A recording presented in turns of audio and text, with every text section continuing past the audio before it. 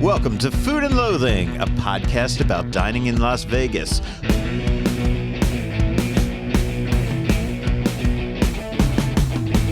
Hosted by me, Al Mancini, and Samantha Gemini Stevens. Produced by Rich Johnson. We love you, Rich.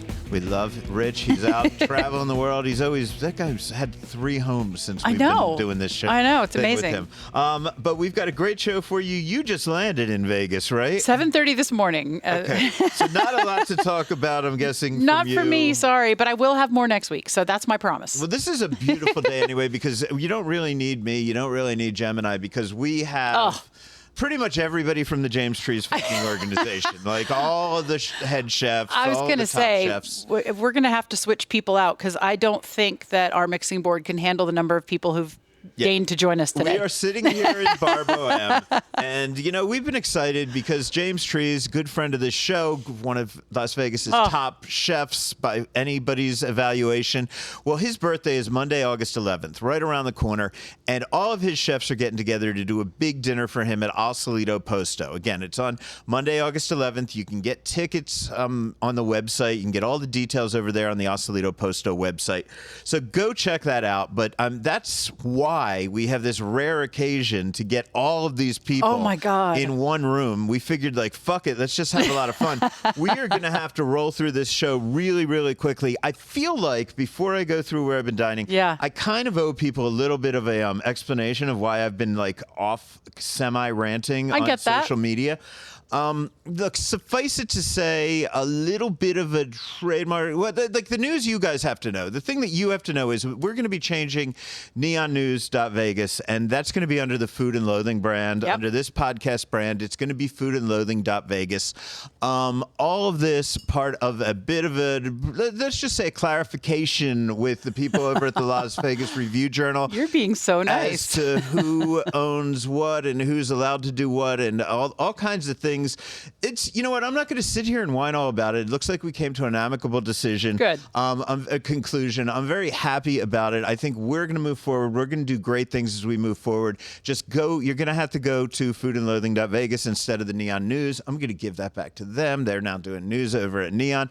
There is a backstory to this. Yeah. And there is a reason that some of you saw my post that I was a little... really ready to burn my own business to the ground just to fucking protect certain things. Maybe I'll tell you a bit of that story. I'm going on vacation next week, so maybe I'll leave a little bit of that story. You guys do deserve an explanation. But at the end of the day, all that matters is you're going to go to foodandloathing.vegas. You're going to get all the great stuff. You're going to get Bob Barnes' weekly column. You're going to get everything you fucking need that we bring you. Here's the thing. We're not changing what we're doing. We're just changing the name we're moving on the door. Branding a little we're bit, just right? changing the name on the door. It's still we're still doing all the lists and everything you love with Neon Feast. That is the main thing that we support. Of course, that supports everything that we do here with Food and Loathing. So you'll still get the podcast. You'll still get news in the podcast. You'll still get news online. Yeah. And Neon Feast's still going to be there doing what Neon Feast does. And very important thing I've been making sure of this week. So, and we're all good. Yeah. So, and at least for the foreseeable few days after you hear this, it will still be neonnews.vegas as we get things forwarding and get things moving on. I mean, by the time they hear this, it may be changed. It may be, but it's already as of the date of this recording, we've already started kind of filtering in the Food and Loathing. We've already forwarded the URL. We've already got the logo up there. We've got the podcast more prominent up there. So, and we're going to make it look a lot prettier for you and make it easier to find everything you need. So we're not going anywhere. It's just a signage change. Yeah. And a really funny story.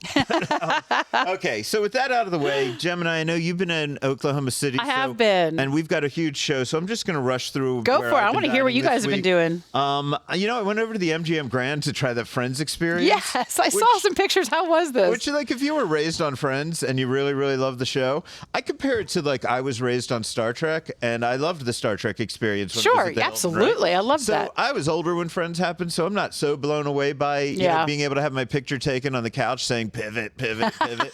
But you get to do that shit, right? So I was over there, and we were leaving, and we had a really good time. It's a great place to go and act fucking stupid, take fucking stupid pictures. I mean, the selfie generation, I think, are going to love it. Thank you to everybody who invited me, because I don't always get invited, things like that. But as I'm leaving, Sue and I were getting a little hungry. It wasn't a party. We needed food. Yeah. Right? Nobody fed us, which is fine. So we were walking by Morimoto. I always like to go back into classic restaurants and get classic dishes. So I went in and I got their Toro Tartare. Oh. If you haven't had this motherfucker, you are missing out. It is basically chopped tuna belly spread across this translucent tray, topped with caviar, served with 2 metal spatulas. So you kind of scrape it up, tiny little spatulas, to get your serving. And then a little tray where they have wasabi, nori paste, sour cream, chopped chives, and avocado guac kind of mixture. These tiny little rice cracker dots. And then you add them to it, right? And it's just so fucking good, because at the heart of it, it's really the tartare. It's the tuna. Yeah. It's amazing Toro that he uses, but it's a beautiful dish. It ain't cheap, but you know what, man? If you're walking through, just once in a while, go back to the classics. Go back to a Puck or a Mina or a Morimoto or a Nobu restaurant. Go in, get something that you've heard about since you were a little kid. Remind yourself how fucking good it was. That's my advice to you this week. Go get that dish. Also had an early dinner at Pepper Club. Bruce Kalman's doing the menu over there. I love what he's doing over there. He's doing fantastic things with it. Let's start with the only negative. I don't think that the service was up to the par from last time that I was there, but they were trying really fucking hard, and my waiter was super nice, and it wasn't like him personally. It was just the speed with which things happen, like that kind of shit, right? But you know, credit where it's due. Let him lock it in. Yeah. But the food, fucking great. It's Bruce Kalman doing Italian food. And of course, that's what he's known for, but we all know him from barbecue, from Soul Belly Barbecue. So, look, I started with carpaccio, which is really weird. Like, do you know those overdressed carpaccios where you can't even see the fucking meat on the bottom? It's one of those, right? A ton of arugula. It's beautifully dressed, but it's hard to see the meat. And because there's so much on top of it, the meat itself is a little thicker. You know, normally carpaccio is named after a painter because it looks like it was painted onto the plate. Yeah, and if you're pulling it off the plate, it should kind of tear. And you need those little spatulas for Morimoto. But this one, because it is such a hearty dressing, it's a little thicker. And honestly, I found the best way to eat it. If you go in there, you get it. I do recommend you get it. But just shove your fork down in the middle of it and roll it like you're rolling pasta, right? Okay. Get a little bit of everything. Eat it that way. Fucking fantastic. Right on. Their chicken parm over there is hardcore. Really, really good. Yep. Topped with, of course, shredded cow's milk mozzarella, but then an entire ball of buffalo mozzarella on top. Oh, my God. Fucking accompanied by rigatoni and tomato basil. I loved the cavatelli and mushrooms. Very, very good. A touch salty, but that's not a complaint. Just a description of where it falls on the thing. That's fair. All of this, it's a very small menu. It's what you'd expect from a hotel restaurant menu. Okay, right? yeah. Like, you got... Because that's there at the English. Because that's Bruce's thing. And then I think you've got 2 non-pasta entrees and like a burger, right? I mean, it's not a huge menu is what I'm saying. It reminds me of a typical hotel restaurant menu, and it's done extraordinarily well. I mean, it's done at a level that I would expect a hotel restaurant in a Four Seasons or a Ritz-Carlton, right? They crush it. So God bless them. I went over to Rira. I was there to talk to Wally Lang about International Beer Day, which is Friday, the day this episode drops. And Rira actually carries beers from a dozen different countries, so it is a great place to celebrate. And here's a bit of what Wally told me about their international beer selection. Our focus here has always been imports. So we import a lot of beer from all over the world for our European travelers and for our locals to enjoy, any tourists that decide to come through our doors. Irish products are our favorite and number one because we're an Irish pub. Sullivan's Irish Gold is an import that we have on draft. It is actually sort of a microbrew from Kilkenny, Ireland, and it is quite nice. They would call it a pale ale, seeing as though pale ales are much more hoppy in the U.S., we'd be more likely to call it more of an English bitter, but it's a great, nice draft for us. And we carry their Sullivan's Irish Red product in the can. It's a Sullivan's Malting Red. We also carry, we've added another Hefeweizen in addition to Weihenstephan Hefeweizen on draft. We have Paulaner Hefeweizen now. So we have a lot of options to choose from. We have Warsteiner Dunkel, which is a dark lager from Germany. That is also on draft. So with the other more popular drafts like Stella Artois, Heineken, Carlsberg, we have quite the array of products for people to choose from for an International Beer Day. So Sue joined me for that interview, and we stuck around afterwards for some brunch. Actually, they agreed to let us order off either the breakfast menu or the lunch dinner menu, so we call it brunch. I don't know if the rest of y'all can fucking do that, but we did. It's good to be me. Shepherd's pie. They've always done a fantastic shepherd's pie. Sue loves it. She makes her own shepherd's pie, but this was with lamb. It was in an individual baking pan, topped with the potatoes, just fantastic. And I had a breakfast box tea. I haven't had a box tea since Fado. Is that way the one back that was when. at Green Valley Ranch? Yeah. That's the last time I had a fucking box tea, because they had a fucking box tea section, man.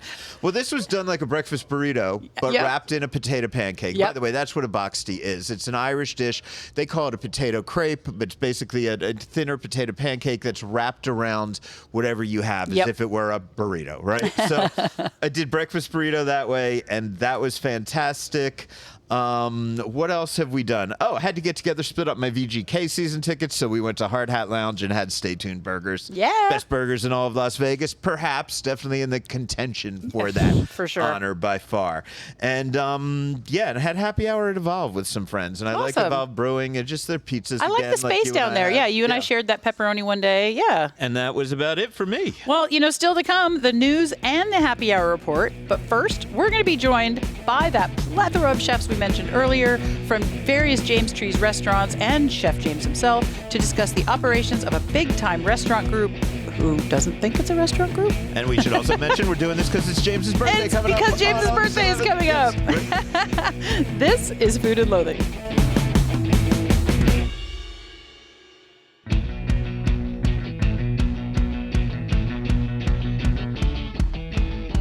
We're back as promised, being joined by Chef James Trees. We've got Chef Joe Swan. We've got Chef Jordan with an O, because I got to remember that. We got the rest of the chef, well, not every single chef in your organization, but a whole bunch of them gathered around. We're going to be swapping them in and out.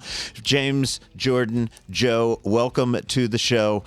James, could you introduce everybody who's back here, not just the people who are on microphone right now? Because if I try to tell everybody's job, I'm going to fuck something up and somebody will hate me and, Well, so we're starting over here with Chef Adam Rios, who's your co-host on the podcast, obviously.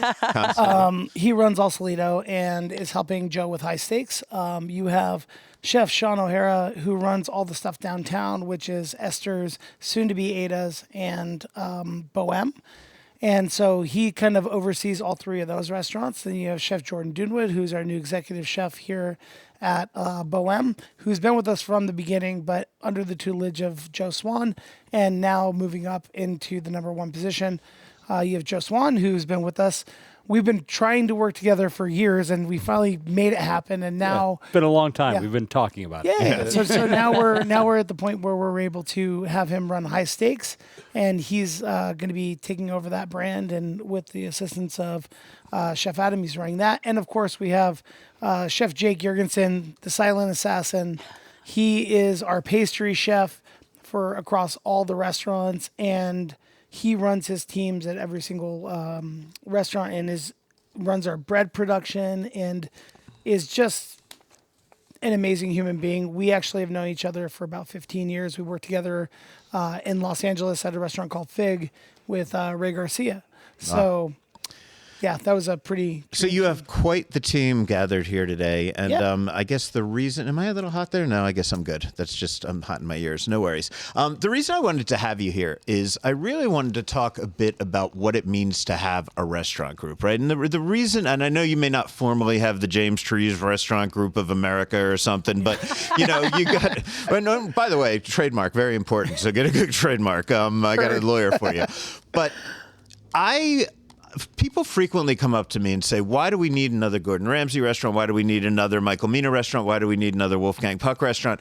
And what I say to them is, I don't think it's about the fact that we need more food from any individual chef, that we're craving another side of these chefs, but that these are organizations that know how to run a restaurant. And the reason that you see them doing so many things is they can take the space, they can make it work, they can adjust to problems on the fly, they can swap out staff from different organizations, and they can really respond to things in the way that a single operator can't. Do you agree, James? Do you agree with that? Having been a single operator and now having the support of all these guys around us, where we're able to come together in R&D and get different. I think the magic of creating a restaurant group is if you utilize the people inside of it in order to push creativity, to come up with new ideas, to not keep doing the same thing.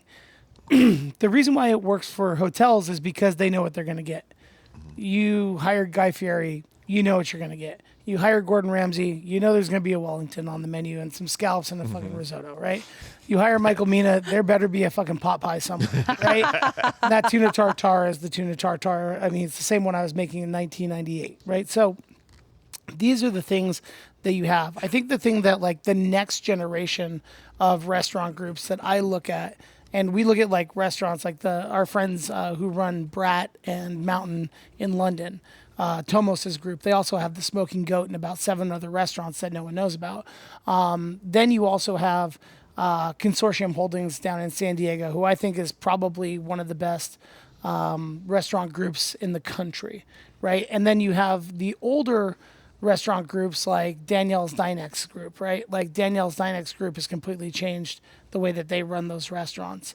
TKRG obviously is a fucking giant, like you don't realize that he has 13, 14 restaurants, but Thomas has that, Chef Thomas has that.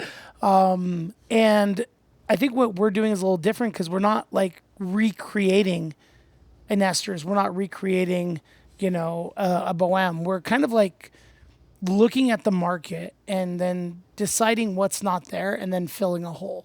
That's like where we kind of like, we have fun with this. Like we have 3 or 4 more concepts that we'd like to do. We're not going to do them until the time is right.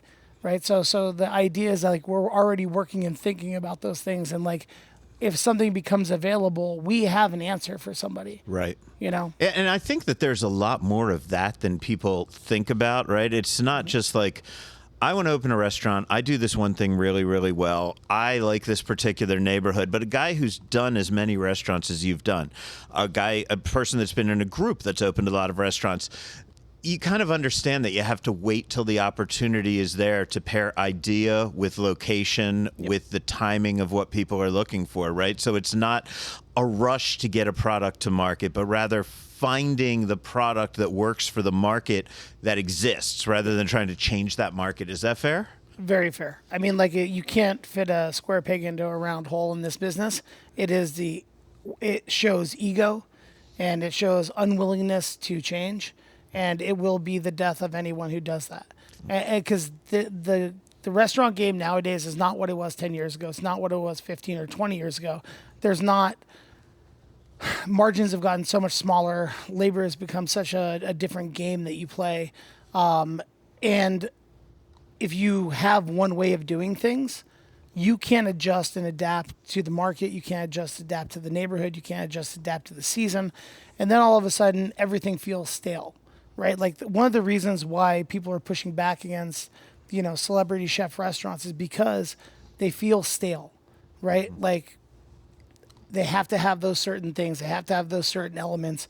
And it's fine if you're in Omaha. Like we used to joke about like, oh, well, it's fine because the people from like Omaha, they come in. I know you live in Omaha. I don't. Right. So like Gordon Ramsay, a guy from Omaha is going to be really excited about that. Well, Caesar's opened a Hell's Kitchen in Omaha City or wherever that, right. And all of a sudden they have that and they're like, oh, now they come to Vegas.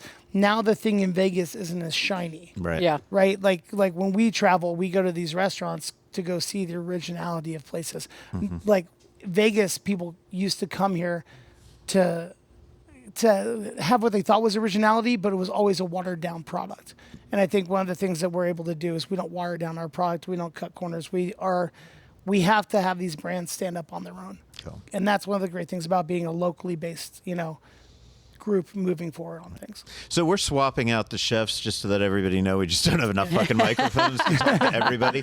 So we've got Jordon and Chef Joe mic'd up right now, and I think that's interesting because Jordon, you've been with this organization for a really, really long time. Joe's one of the more recent people to come in. So I'd like to talk to you, Jordon. How did you get involved with Chef James, and how has your career progressed by being part of a group as opposed to just working for a restaurant? So actually, I just came on board about a year ago. I'm sorry. Chef James. Yeah. So I'm kind of newer to the team, but I was in the casino atmosphere for previous 6-7 years over at Tropicana.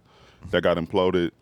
Restaurant shut down, but it was a great time, and I just had my daughter about maybe a month before that. So I took it as an opportunity to spend time with her.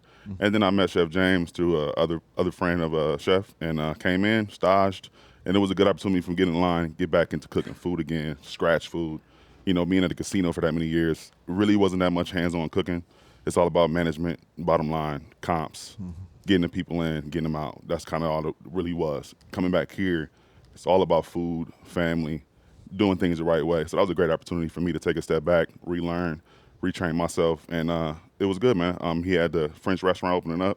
I saw opportunity to hunker down and wait my turn and put in the work, and he's definitely brought me to another level in my career, which I'm grateful for. So just looking forward to all the opportunities to come after this and just keep working, keep growing. So.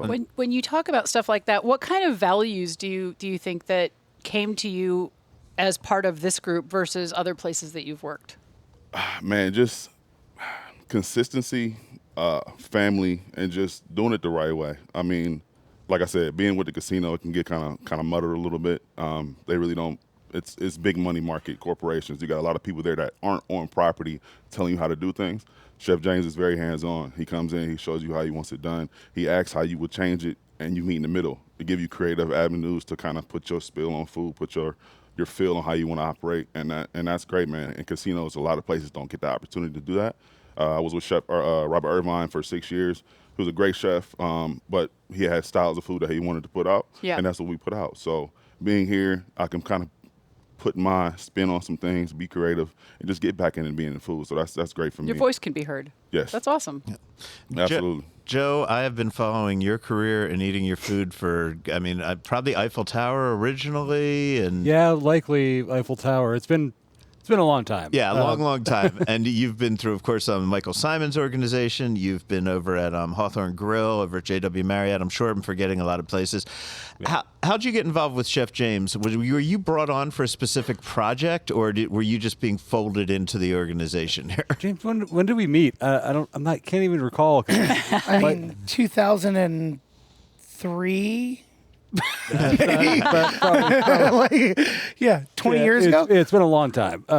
We had both worked for Alex Strada, both James and I, and I think kind of connected through that. I think you had left just before I started there, maybe, but we kind of just met each other, through mutual friends, and have been talking about working on something together, basically since then, and. Yeah, now we've got the opportunity and super excited to get going on High Stakes. Been great to be here at Bar Boheme and work with Jordon and the team here. And, all of the chefs here, like this team is a pretty exceptional group of people. I don't think any other place in Vegas has a team like this that can execute on this level. I'm really excited to get going. Okay, so for you guys, when you come into this organization, I just want to talk a bit about, are you just assigned, okay, you're just going to run Bar Boheme or this, or do you get to know all of the restaurants? Do you get to work with people throughout the organization? We all work together, I think, on everything, and offer some input. Everyone shares ideas and techniques here, and kind of work as a group on everything. Absolutely. We'll do a lot of R&D meetings where we're talking, like right now we're talking High Stakes. So, Adam coordinates things with us.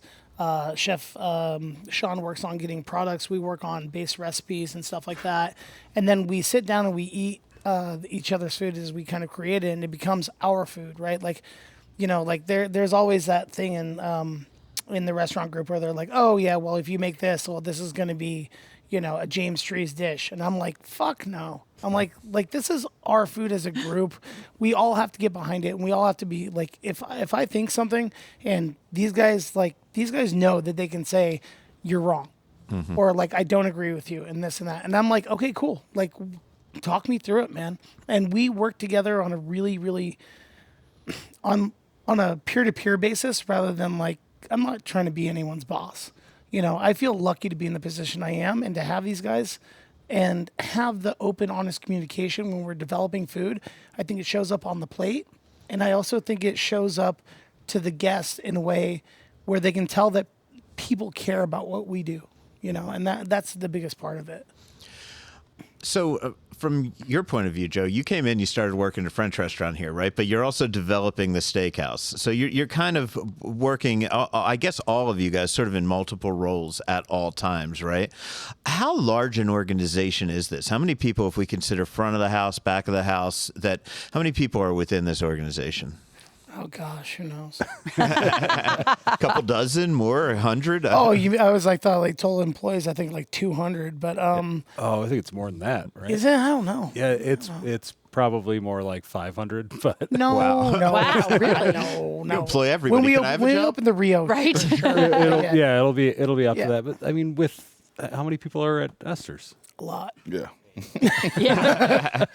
No, I mean, like, here's the thing: is there's a lot of people involved with this, and it doesn't matter whether or not you're a chef on this level, or you're a prep cook putting stuff away, or you're, if you can teach us how to sweep a floor better, if you could teach us how to wash a dish better, if you could teach us how to shine a table better, we're open to it, man. Like, that's, I think, is the difference, because like so many of these groups, it's like, there's an SOP for that. There's an SOP for this. There's this and that and the other thing. And like, no one gets to actually, like, we've had some really amazing dishwashers teach us a lot of stuff. We've had a lot of amazing cooks come in with, a lot of experience and bring things to the table that we wouldn't have our eyes on. Like, I think like that's the thing that we do, is like, we encourage people to begin growing as culinarians and don't have that stop when you hit a certain point. And I also tell everyone, there's no ceiling on how much money you can make. There's no ceiling on how many restaurants you can run. Like, dude, if you want to do it and you're going to dedicate yourself towards the goal, like, it's my job as your boss to give you the opportunity for you to become everything that you want to become. And like, there are a lot of guys that have come through our organization that I'm like, you should go work for this person. You should go here, right? Like, one of our old sous chefs, Justin, is now like the number 2 over at Bavette's. I was like, dude, you should go work at this place. I actually want to talk to you about that in a second, more about how it is encouraging people in your teams to go elsewhere. Yeah. But while I've got these guys, because here's the deal, we've got like 6 people here. We've got a limited amount of time. No, shut up. I'm sorry. No, you're a fantastic chef. But I want everybody to at least talk a little bit about what they do. I mean, we're here because we want to shine a spotlight on all these guys. So for Jordon and for Joe, and then I'm going to ask you guys to get up and swap out with some other people. But if somebody comes into one of the restaurants in this group, tell me something that each of you has put on the menu, or that you've contributed to the menu, that if we eat it, we know that we're getting your influence. I mean, as far as things on the menu, we just put on the ravioli, and that was something that I worked on, and what else? I can't even remember. Filet Rossini is yours. Oh, Rossini. Yeah. I forget. Is great. I forget what I put on. I'm already. As soon as I put something on the menu, I'm already focused on the next thing. Right. So like that dish is, on the menu. It's good. We all liked it. I'm on to the next thing. So what was the process? How long is that? Do you just go, okay, I'm working on it in my own head, and then I just show it to chef, and if he approves, it's good? Or do you all get together and have a little R&D session for each dish? We get together, talk about what the dish is going to be. Then we'll taste it together. As long as we're all happy with it, then we move forward. Yes, so it can be pretty quick. Some stuff is, a week. Some stuff is an hour, It's like, hey, I've got this idea. that sounds great. Let's do it. Let's put that on the menu today. And those dishes are on the menu where that you just mentioned? Here at Bar Boheme. Bar Boheme. Okay. Jordan, same question. I mean, other than the stuff he's already mentioned, I would say for me, as far as the French cuisine was kind of new to me. So just coming on board, I had to work a little bit harder on getting these recipes down. So for me, the salt called apprendage and the beef bourguignon, from when I first started making it to now, night and day. So just the development and that journey of learning this cuisine and getting better at it, putting my touches on things and how Mac and cheese gratin. The mac and cheese gratin that we just came on. We're still developing. Chef Just Sean. had that dish here. Yeah. Chef Sean, we're still Damn good. elevating that dish day by day, just getting customer reviews and seeing what we can do better. Chef Allen, our sous chef here, made a great tomato salad.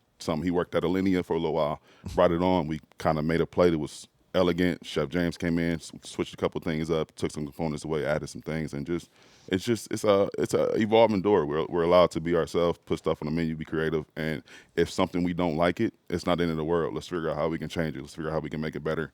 Let's get everybody's feedback and put it on the plate, man. So it's nice, man. It's good. Last question for the two of you. Is there a process or something, even just an ideal or a process that you've picked up at this organization that maybe you didn't have at previous places? I couldn't say there's anything entirely different for me. Not reinventing the wheel, just No, doing it well. It is a much easier organization than a lot are to share ideas and move forward with things. It's a little bit smaller team than some companies that I've worked with, and James likes to move fast on stuff. So if we've got an idea and it's a good idea, let's do that today. Let's wait. move Yeah, forward. cool. Yeah. For sure. Okay, guys, you swap on out of here. Jim, you handled this. I've got a question. I want to do a little basics for Chef James because something I always have when I see a restaurant group, I never know what's the title of the top chef in each place. Executive chef, chef de cuisine. What do you call the person who runs the show? I don't know. I honestly don't know. Jackson's not here because he's actually working right now. I would say it's like this. If you want to be called Imperial Galactic Leader, a business card's a business card. I'm doing it. What's the point of it, right? The point of a title is for what? I think it's only for people when we speak about you. Right? When as a journalist, it's important, but I think a lot of people like to talk about their favorite chefs. They like to talk about their favorite restaurants, right? So, what do you care about the title? What's the difference between a chef de cuisine and an executive chef?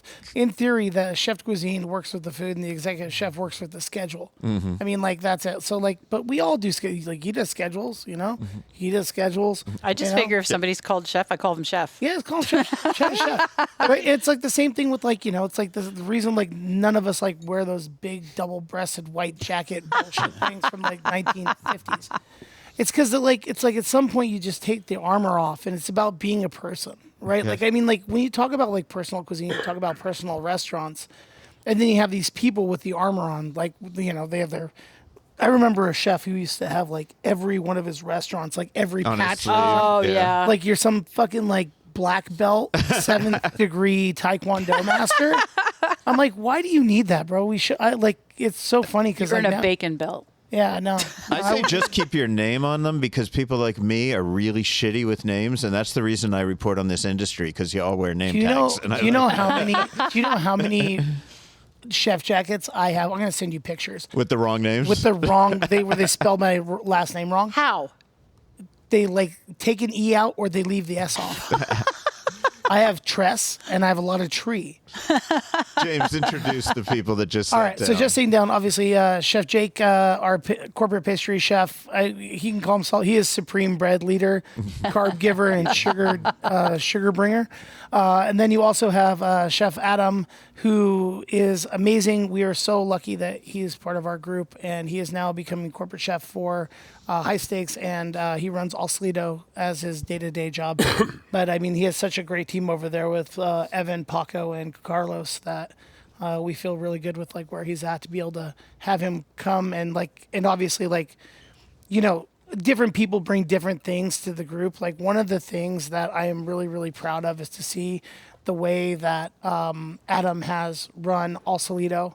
From a financial standpoint, it is the gold standard of how to run a restaurant. And I'm really, really he's not only a great chef, but he's a very smart and thoughtful person. And then Chef Jake is coming to us from Montana by way of Miami, by way of LA. One of my great friends, and I just feel so lucky that we have him to be a part of our group. And not only that, but like, he's just a pastry assassin. Like, everything he does is insanely good. I mean, like, if you look at, like, you know, you could like literally take like an AD, you know, BC kind of like look at this. Like, there was before Jake, and now there's after Jake. And Jake is fucking badass. There is something about having your own pastry chef, right? Which just a lot of local restaurants don't have. And it's obvious that you guys have your own pastry chef. Jake, your fucking desserts have been so amazing since you've been at all of these restaurants. It doesn't matter which ones that I go to. Thank you so much, yeah. Do you design for specific restaurants, or do you just design great desserts and say, who the fuck wants them? I mean, these days I feel like, you know, obviously with an Italian restaurant like Esther's, you try to think in that Italian realm. But I think overall, pastry as a whole kind of gets the freedom to do kind of what it wants to do. Steakhouse or other, obviously a steakhouse, you might want something a little more flary or something like larger for like the size that you get for like more of an impressive state. But really, if you go to like a fine French restaurant, the techniques are all the same, but the visual might be a little more tweaked out, a little bit just finer. And then the same flavor might be at like Esther's, but it's a little bit larger format, a little more family style. So ultimately, I think the pastry chef has a really good job because it can kind of do whatever it wants to do.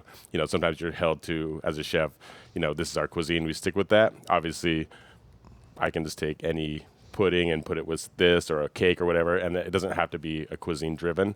Obviously, you want the focus to balance with the menu, but it doesn't have to necessarily be in that realm. I really quick, I know people can't see this, but I have to describe it. If you could only see the silent conversation happening with Chef James Trees, nodding his head and shaking his head and agreeing with things. Yes. Thumbs up. Tell people about your foie gras ice cream. Oh, my God. Where the idea came from, and is that the craziest thing you have currently on a menu? I would all of it. say that it is the first time I've ever made foie gras ice cream, but you know, Chef James, he's known for like adding a little bit of savory flair to his desserts. You know, we did a cheesecake on Esther's, and you know, immediately he wanted to add like an herb to it, like thyme. So you know, I started realizing he likes that kind of stuff in his cuisines, and you know, as a team, we want to just like listen to each other.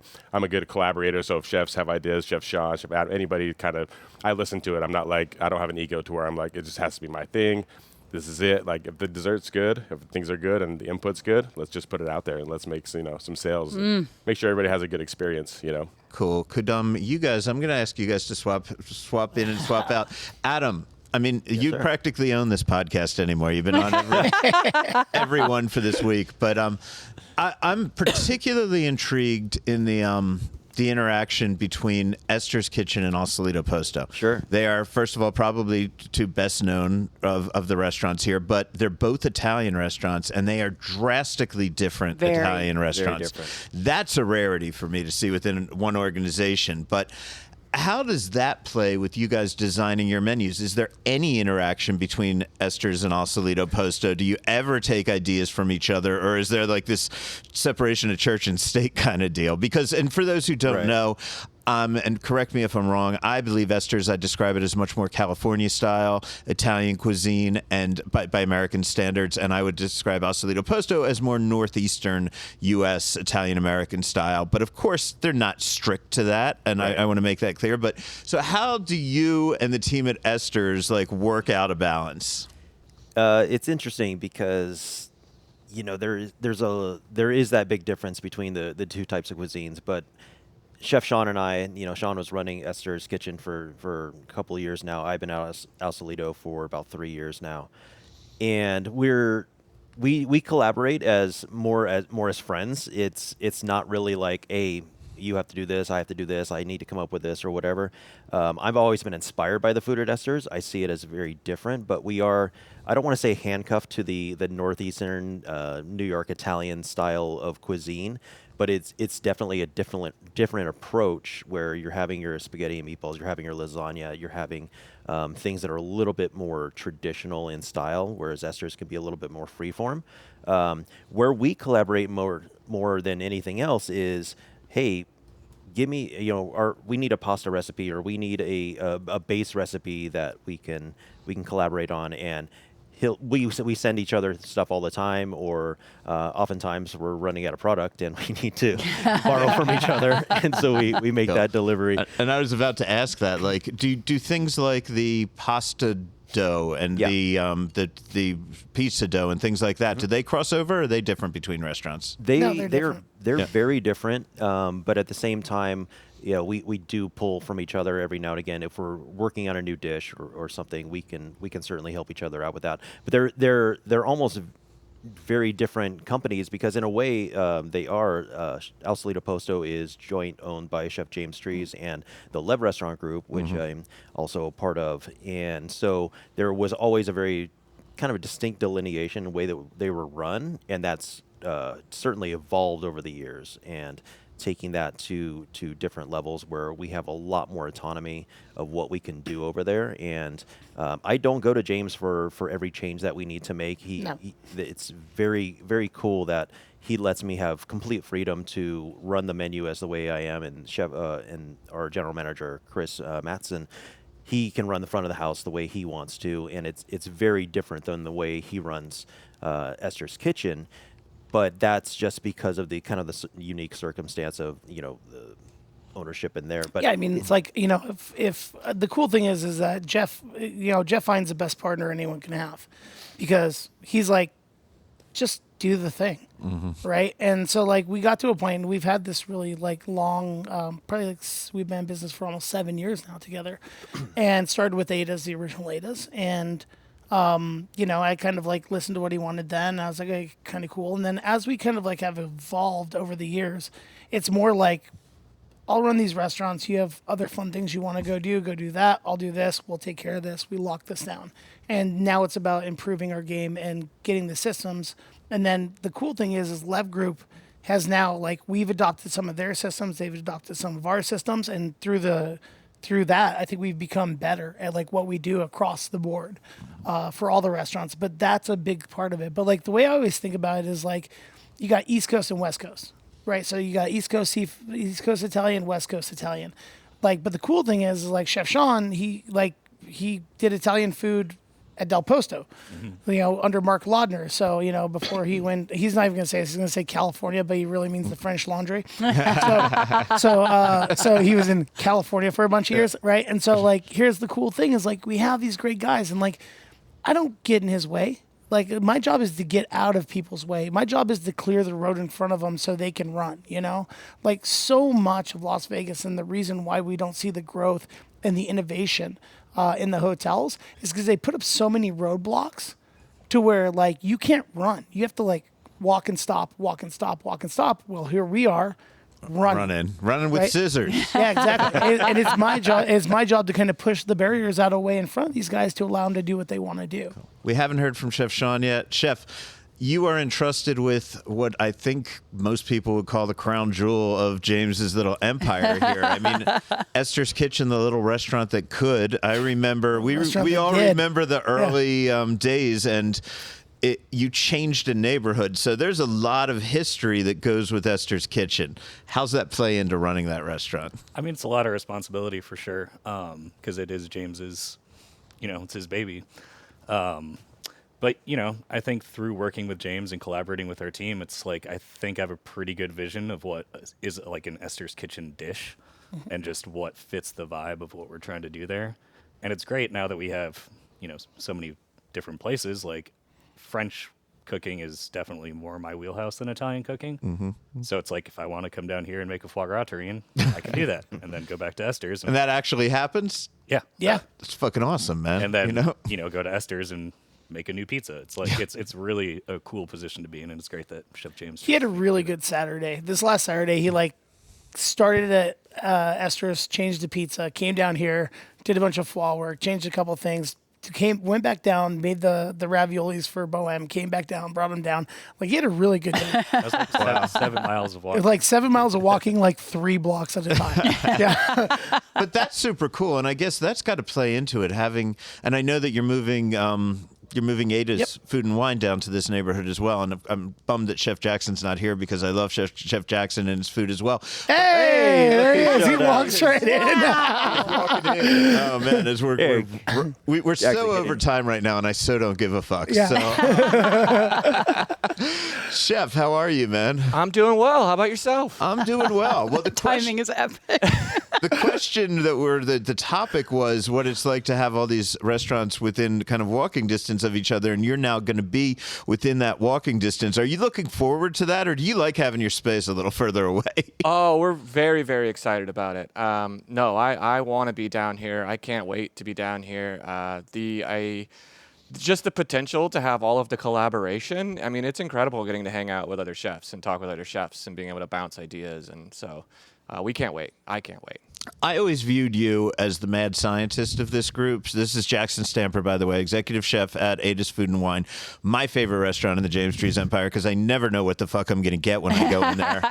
And because you are such a mad scientist, I've always wondered, did things make it from your menu in this experimental Ada's onto the menus at the other restaurants? I think there's been a couple things that James has like repurposed over at other places. It always shifts a little bit, right? We'll have ideas and we play with them over at Ada's.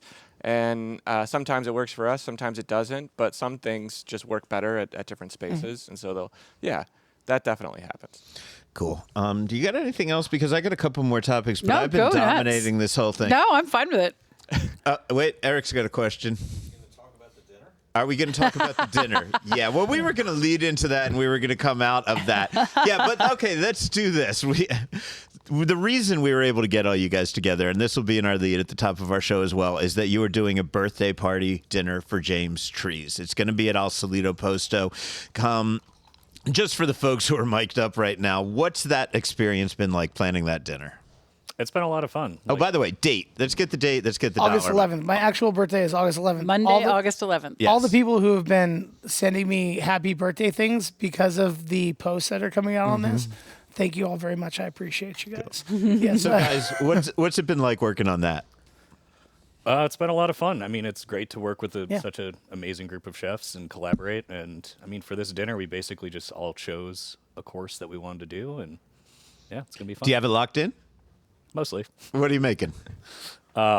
Since I'm coming from Esther's, we're representing Esther's. We're going to do pasta. Going to do like a lobster truffle agnolotti with like sauce American. And yeah. Jackson, what are you doing? I'm doing the cold appetizer, so we're doing a hamachi crudo, but it's going to have some compressed melon, probably some almonds, some chile. There'll be a few surprises. I always try to make it a little bit different and unexpected. Cool. One thing I didn't talk about is cocktail programs. Yep. And the bar staff. Does that cross over between the restaurants in this group? Absolutely. Yeah, I mean, so obviously the other side of this is the culinary side. The bar side is Keith Bracewell, right? So Keith is actually a partner here at Boheme. Love Keith. Yeah, and Petite. And before that, I mean, he started with me out of San Francisco. He ran the Douglas Room. And then he came to Vegas and started as a bartender with me. He started like in the first or second week that we were at Esther's. And, what I've found is that like bartenders make the better managers. They really do. They understand the flow of service. They also understand production because they have to make things while they're giving hospitality. Mm-hmm. And so if you look at that, then you have, the people who came after Keith were Dave, Claire, who's now our GM at Esther's. And then you have Jonah Gibbs, who's our beverage director here at Boheme. And then you also have Tucker St. John, who started as a bartender with us and is now the beverage manager for Esther's and is helping with high stakes. So, we really do the exact same thing. And then the other cool thing that we do that I really don't think any other restaurant in the city does is the way the cocktails change on the menu at Esther's is the bartenders develop the cocktails together as a team. They get in the well, they make their cocktail. They present it to everybody, and then the top 10 make the list. So that's really been cool. And then on the other side of that, you have those guys who then become lead bartenders, or they go on to open their own bars. Like we have our wonderful friend, Patrick, who owns Liquid Diet. When you got to Vegas, worked at Esther's, hung out with us. That's where I want to go with this because I've had a month where I've learned that not every industry do your former employees encourage you to do well when you strike out on your own. And I've always loved that about the restaurant industry is that I've known people that work for the MENA Group and they go and work for TKRG and then they go back to the MENA Group and it all seems to be with everybody's blessings. Like I want to send you guys out to be successful on your own or to learn maybe something new and come back and bring it to me and help me develop. Is that an important part? I mean, do you believe in or are you just say, fuck you, you left me, I don't give a shit? Because I've had some people treat me that way. No, man, I mean, like, you have to understand, like, my background, I didn't fucking burn bridges, I nuked them. So, like, and like I said, I've been fired by Michael 3 times in the MENA Group, and at every level, at cook, at sous chef, and at chef's cuisine, and rightly so. But I still have a great relationship with them and the group and everybody else over there. I think, unless you do something that is so abhorrent that forces you to leave and, like, I can't, like, actually associate with you, I want you to be the best version of yourself. I want to support you in any way. I will give you the fucking shirt off my back to make sure that you have the ability to be successful. Because as someone who didn't really get a lot of mentorship, I find that I have a different kind of connection to my guys because I was never special, right? So I understand what it's like to be like grinding it out and doing your job and, and just having someone that I hope more than anything, everyone who's ever, worked with me knows that whether or not you're my friend, I'm your friend, right? Like, I think that's one thing that like I take away and that's just a personal choice, right? Like there are people who have done wrong by me and I don't like feel bad about it. I don't have a problem with it. I understand people have to live their own lives. They have to make their own choices.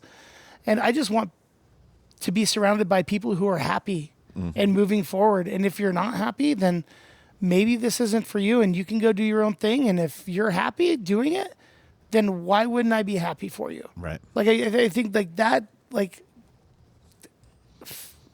kind of fuck the idea of like being somebody's boss. Be someone's friend and support them in what they want to do and allow them to be successful.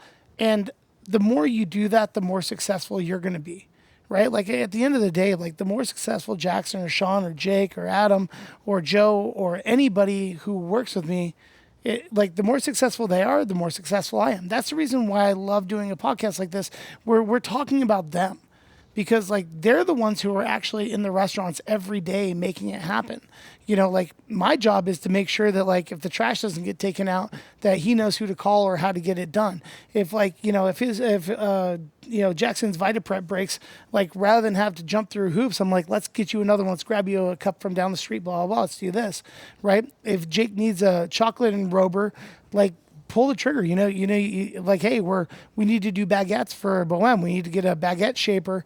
Like, all right, cool, let's get it. Like most places, like look at that, and like $22,000 for a baguette shaper, and I'm like, yep, let's go. Like, let's go. Come on, like let's do the thing, get the thing that we need to do to produce the product that we can't buy. Right. And like that's something that we really love doing. And so, these guys know like doesn't matter. Like and then on top of it, we get to share some of the coolest fucking things in this industry. Like Chef Sean and I always go to Pebble Beach, like, right? Like that's our event that we do every year, right? Pebble Beach Food and Wine. Yeah. And then Sean and Adam and I go and we do Meals on Wheels in Monterey. And then Dylan and I go down to San Diego and do San Diego Food and Wine. Jackson and I usually go to London, but he's bailing on me next month, right? I'll go. Yeah, right. Yeah, exactly, right. And that's the thing. Like, I mean, we get to share these things. Like, I didn't get to go on the trip, but we just got, Chef Jake just got back from Paris, where he took this amazing bread class and got to do a really, really cool thing, and got to have all these amazing contacts. And these guys are coming back to Vegas in September or October for their convention, for their bread competitions. And like, we're getting to share all these things together. And I just feel really lucky to be able to surround myself with people who want to do these things. That's awesome. Right? Because if you want to be stagnant and you want to do that, there's a lot of hotels that are full of people that they have those jobs. Okay, so We're so far fucking over. It doesn't, I mean, it almost doesn't matter, but at some point we do have to wind things up. So, of course, the birthday party is the main thing. What are the ticket prices on that, by the way? I think it's $275 plus. I think so, yeah. Okay, cool. But it's a co-brand wine dinner. In reality, it started as a wine dinner, just happened to be ending up on my birthday. Right. Chef Sean's trying to dump what Chef Sean's trying to dump out. I actually swap that out with Chef Joe. My last questions. Chef Sean cannot wait to not be on the podcast. A lot of people feel that way about my podcast. It's me, really. Okay, James, I'm going to ask you to keep quiet here. I'm going to ask you to, because the two new things that are coming online that everybody wants to know about. There's High Stakes. Joe, you're going to be very, very involved over there. And Moving of Ada's. Jackson, that's your baby. I'm going to ask each of you in like 2 minutes to tell people what they can expect from these restaurants. Let's start with High Stakes. High Stakes is going to be, I feel like, the most unique steakhouse in Las Vegas. I think we're gonna put out a lot of like very compelling food that no one else is doing in the steakhouses here. You know, I think our idea with adding some game to the menu and just the ideas that we're putting together. I know people have already seen the menu and they're like, oh, there's more game than you would see. I'm sure it's not even a final menu that they've seen, but that's what they've said to me. And by the way, this is at the top of the Rio. This is the old Voodoo Steak Space. So you got a fucking fantastic view. Amazing view with a patio off of the dining room too that I don't know that they ever actually used, which every time we're there, we're out on the patio at some point talking about how we're going to set that up and activate that space. So can I zip line in from another I tower? love that idea. we keep talking about the zip line. We're gonna figure that out eventually. Cool. But yeah, I'm super excited about it. I think we all are. It's going to be an awesome place. Awesome. Thanks. Jackson, what can we expect from the new Ada's? And this is going to be in the old Esther space? Correct, but it's actually expanding a little bit. So we've got the space next to it as well that we're tacking on. So there'll be a little bit more space and a little bit more things going on. But you can expect all the great things that you already get at Ada's. Obviously, the service, Wine Goddess Cat will be running around as usual. Royale with cheese still on the Royale with cheese will still be around in some form or another. And those shrimp, are you going to keep those babies on the menu? The shrimp will stay, but I think they can expect a more elevated space and a little bit more elevated food, but continuing just along the lines of what we've done previously, which is, like you say, mad scientists. We experiment a lot. We do a lot of different things. We like to make food for foodies. We want you to have and taste and experience things that you've never had before. And I think that's a thing that doesn't happen a lot in Vegas. And so I'm trying to really push that forward of push your boundaries, experience new things, quit eating the same food over and over and over again. So, we'll be changing the menu a lot constantly, but they'll still be the staples that everyone loves. Cool. Okay, this is the point I had to put a hard stop on this thing, because I would just go on for hours and hours and hours, but I had to talk about other things too. Thank you all. It has been absolutely fantastic to have you here. To have us here, have you guys all here with us. I appreciate your hospitality. I appreciate your time. I love all of your food. So thank you very much. Gemini and I still have some more to do. We've got a happy hour report coming up next, and the news. This is Food and Loathing.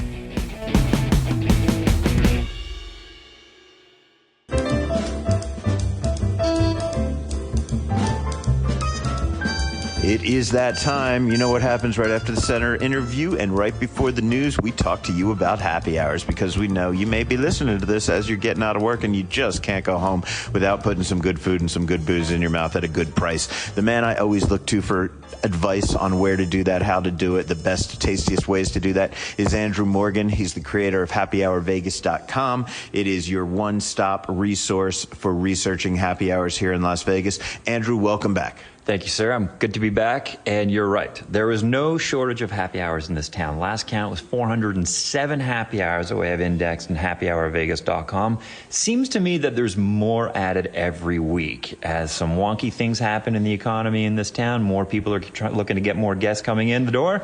And that just means more happy hours. So be sure to check out the site, sign up for a newsletter. You're going to get the real deal every week. Okay, so what are we talking about this week, man? So this week, I'm back on the Strip. I was invited to an event at Brad Garrett's Comedy Club at the MGM Grand, of all places. Spectacular venue, no happy hour, but really good people, great venue, good show. But while I was there, I noticed that they have a bunch of other happy hours on property. One, which I was invited to a little while ago from our friends over at Tao Group, was at Hakkasan. And Hakkasan is that Cantonese-inspired kind of Asian restaurant, but they have this amazing happy hour that they just released, just launched just a couple weeks ago. So I was able to check that out. It was pretty good. Cool. Any particular deals, any particular items you'd point to on their menu? Yeah. So first of all, the facts are Sunday to Wednesday. So this is not a weekend deal, right? So you're looking Sunday to Wednesday, 5 to 7 p.m. Again, Cantonese inspired. So you're thinking dim sum, you're thinking specialty sake cocktails. You're looking at lettuce wraps. Pretty much there's about 10 items on the menu, and they're all in around $10 each. So great deal. Tao does a great job putting a vibe together. And it's definitely a go-to place. And, Hakkasan was one of the leaders in being a nightclub / restaurant. I mean, Tao was around first, and Hakkasan came around later, and then they merged or whatever. But Hakkasan has always just been super hip, super chic. You go into the club, they always used to have the best DJs back when I followed that kind of shit. So it is a very cool space to be in. But the restaurant itself, it's not like you're in a club. It just feels really chic. It just feels really hip. It feels like the place that people on their way into or out of a club could go. But it's definitely high end. Absolutely. It's got the Vegas vibe with pretty people. So good people watching, good price, and great happy hour. My go-to when I was there, the Hakka basket, $10. You got 3 dim sum, something around king crab, shumai, wild mushrooms, all really super good. Also got the vegan lettuce wraps, black bean, pistachio thing going on there. Super, super good. And it was light, So it's like if you're thinking about going out clubbing or doing your thing, then this is something to start the day off or start the evening off, and you're in good shape. Now, okay, so elsewhere in MGM, do you find anything? Yeah, there's a few things. But before I move off to that one, I want to talk to you about the cocktail. Great basil gimlet. Now, I mentioned before that they've got these sake cocktails and whatever it is, but I didn't want to get yelled at for not having my sake game, tight, locked down from you. So I'm not going to go there, but next time I'm going to see what I can do about that one. But yeah, so there are a few other things on MGM, a few places at MGM Grand that they're pretty easy go-to happy hours. So they got the Tap Sports Bar, so that's pretty much right in the middle of the casino floor there. They used to have Wolfgang Puck's Bar and Grill. That was actually a really fun happy hour because it was high end. Think about chicken wings and sliders and stuff like that, but Wolfie style. They actually just closed that down. They said that they might be reopening again, but check back with us and we'll let you know. But didn't they put that Netflix restaurant in there? Yeah, it's exactly. There is that Netflix thing. Honestly, I haven't checked that out. There's no happy hour yet. But I don't know. Have you been? No, I haven't. I have not. But I would go and check it out if I get around there. Exactly. The other happy hour at MGM is this kind of gaming kind of thing. So you get all these games that adult like video games type of thing. Level Up is what they call it. I'm going to go check that out in the next few days as well. I was invited to go there, which you're welcome to join me if you're into games and cheap drinks, and I'll let you guys know how it goes. Okay, sounds good. Reminder, you go to happyhourvegas.com. They've got 400 or 500 happy hours listed there. You can find one in your neighborhood, the kind of food that you're looking for, and go out and get a decently priced day out in Las Vegas. You also have a newsletter going on over there. I know people can sign up for that. Give them all the details. Yeah, newsletter goes out once a week. It is primarily, hey, what's new this week? What's good this week? Any news, deals, whatever it is. So definitely worth your time. Definitely worth your money if you're a happy hour aficionado like I am. Sign up today. It's on the happyhourvegas.com website. And thank you, Andrew Morgan, again for that happy hour report. I'm always super excited when we get these new ones every week. So always just new stuff to check out. I'm joining Andrew over at Echo and Rig for a happy hour after we record this. So I think we'll be talking about that next week. I love it. It's time for the news. We dropped about as many hints as possible to tell you that this was coming. The Backstreet Boys were honored at the Golden Tiki with a presentation of their own shrunken heads. It took place on Sunday, July 27, around 2 p.m., and while they've been teasing this for a little while, it wasn't actually announced until a few hours beforehand. All 5 members got the head shrinking treatment, but it was AJ, Brian, and Nick who showed up for the unveiling. So congrats to all of them, and we should note that the Golden Tiki has also rolled out a menu of 7 Backstreet-themed cocktails and mocktails available through the end of the boy band's Sphere residency, and that's August 24. And while we're talking about the Tiki, August marks their 10-year anniversary. 10 years in fucking 10 Las Vegas. years. And that's insane because I remember the day that Brandon Powers, not associated with it anymore, Right. but one of the founders, that he got the keys to that fucking space. Amazing. And I met him there. It was called Little Macau. And he's telling me this legend of a fucking pirate. And I'm like, wow, man, he's on good drugs. And he thinks he's going to be able to do that. And yet it is 10 years in and the place is fucking crushing it, man. You know, and I know you recently got to talk to General Manager Cecilia Berriman, reflecting on a decade on Spring Mountain Road. It's huge. 10 years in any industry is a big deal. But we love having 10 years of Mai Tais, 10 years of shrunken heads, 10 years of lots of penis activity, I would say. It's very special, and we're very appreciative to our local community as well as our Tiki community. What is the one impact you think Golden Tiki has made on Las Vegas? I mean, for me, I got my head here. So that's like, shit, the most famous thing that's ever going to happen to me, right? But you talked about so many other stuff. There are the drinks. There is the resurgence of Tiki culture. There is the largest collection of artificial penises that I've ever seen in one place. What do you think is, A, the secret to Golden Tiki's success, and the thing for which you're most proud that it brought to Las Vegas? I think the escapism that Tiki is, essentially. We give people a nice, cool place to come hang out, have great drinks. We also work with a lot of artists, which I personally believe in, furthering their projects, maintaining those relationships. It's a feeling. When you come in, it's a feeling that you get, and that's the most important thing that we want to provide. Naughty Patty's Burgers, which held a pop-up at the Cosmopolitan earlier this year, is now up and running as a full-time restaurant in the resort's Block 16 food hall. I said Black 16 in my notes. It's Block 16. I spoke to Cosmo's VP of Food and Beverage, Jessica Sample, about what people should expect from Naughty Patty's. You know, Block 16, I think, is kind of the godfather of food halls on the Las Vegas Strip. And we knew that burgers was something that was a void that we had to fill as being the primary driver of a particular outlet. And so we think the personality of this brand, because it's homegrown to Cosmopolitan, fits in really well with everything else that's been curated there, with some of the other culinary partners we have and local favorites in the existing Block 16 portfolio. And this is just going to be another layer that kind of perpetuates that whole Cosmopolitan right amount of wrong kind of vibe. Just a quick reminder that Bob Barnes publishes his weekly dining and entertainment news column for our website. Depending on the day you hear this, it may be at neonnews.vegas or it may be at foodandloathing.vegas. Pretty easy to tell which one, if Neon News is dead or if it takes you to a review journal site. It means it is now time to use foodandloathing.vegas. Either way, Bob has a great column for you this week with details on upcoming events at Amari, Cialvino, Main Street Provisions, Al Solito Posto. He has Momofuku's new social hour in there, STK's all-you-can-eat brunch, a deep dive into Cipriani, which was never really one of my favorites, but I'm going to read Bob's pick of the week closely, and I'm sure he'll change my mind. And on the entertainment front, a look at Awakening at Wynn Las Vegas, all by Bob Barnes this week.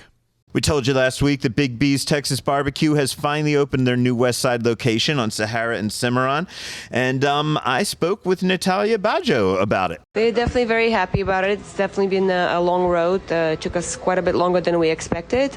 We had some unexpected challenges, but thankfully we were able to overcome all of those and finally open up. Happy to be here. What's the big difference between this? I mean, I could see just looking around, but tell people what some of the big differences are between this location and the old West Side location and also of the Henderson location. I think the biggest thing that we did when we moved from Fort Apache to here is the parking situation. The Fort Apache was atrocious. Our big lunch crowd is the gas company, the electric company, the SC, they all drive big trucks. I just couldn't make it in there. Our dinners were great over there, but we think we're going to get that crowd back. It's a bigger location, bigger parking lot, same food, same ambiance, a little nicer this time. I built it all, so. Yeah, and congratulations, man. It looks beautiful, and I love this bar, too, that we're sitting at as we do this interview.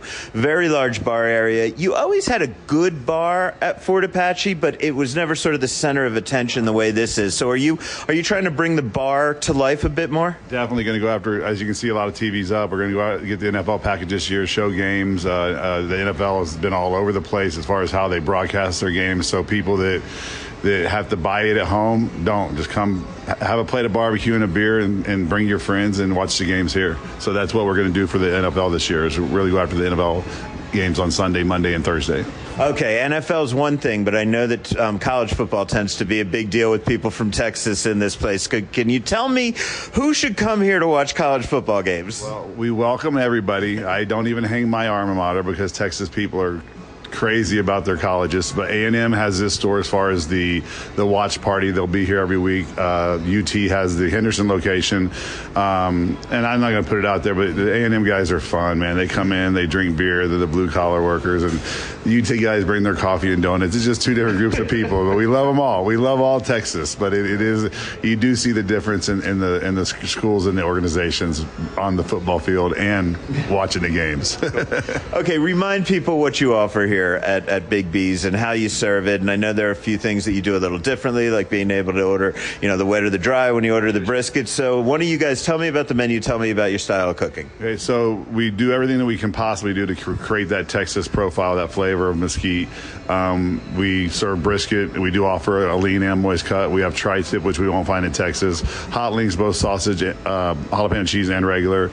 Turkey, chicken, pulled pork, and then we're going to start some programs with the football season called Bar Bites, where we're going to offer some chicken wings, not smoked. They're going to be traditional chicken wings with burrito tacos and sliders and just some fun stuff for Bar Bites. Yeah, brisket. We'll do brisket tacos as well, and of course you're forgetting baby back ribs and beef ribs, which are crowd favorite. But yeah, we'll expand the menu here a little bit to offer some Bar Bites and also happy hour specials throughout the week. And you guys have great sides, and I even remember some pretty decent. You have banana pudding as dessert, am I remembering? Yeah, banana pudding, and now we also have Texas-known Bluebell ice cream. So we have eight tubs of ice cream of different flavors. We're going to offer cookies and brownies with that, as well as our normal apple pie. Pecan pie, when we have it, it's seasonal. Ever since COVID, it's been really tough to get pecan pie.